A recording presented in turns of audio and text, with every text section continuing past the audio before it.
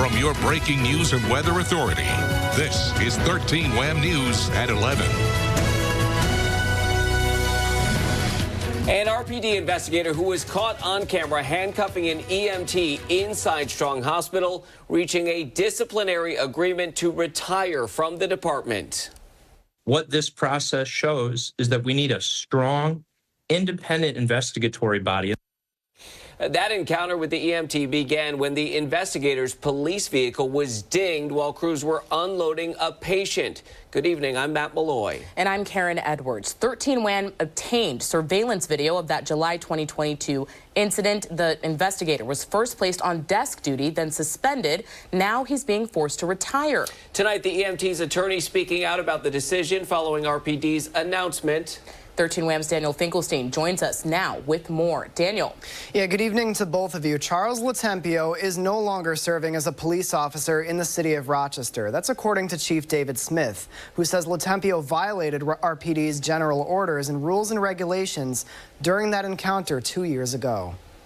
This was the moment that RPD Chief David Smith called deeply disturbing. Investigator Charles LoTempio caught on camera handcuffing EMT Lekia Smith inside Strong Hospital. It happened moments after LoTempio's police vehicle was dinged while crews were unloading a patient. We are still litigating Lekia's case for the violation of her civil rights by Charles LoTempio and the city of Rochester, which is fully defending LoTempio in federal court. Elliot Shields represents Smith, who he says sustained permanent injuries in the encounter and can no longer work as an EMT. LoTempio pleaded not guilty to multiple departmental charges, including unnecessary and/or excessive force. In a hearing, he was found guilty of failure to double-lock handcuffs.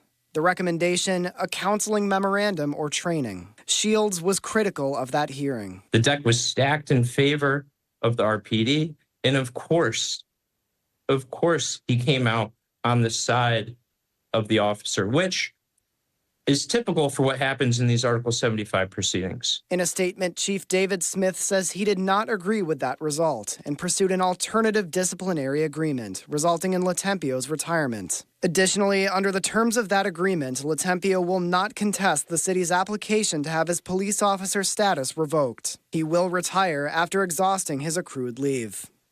I do have to give the chief of police credit in this instance for pushing for justice, and it would be really great if the city would work with the Police Accountability Board, the only independent and neutral body in the city of Rochester that was meant and specifically created to hold police accountable in situations like this. Now, this case was one of 31 reports just released by the PAB. The board recommended termination, though it has no disciplinary powers. In a statement, Chief Smith says this agreement is final and can't be appealed. Matt?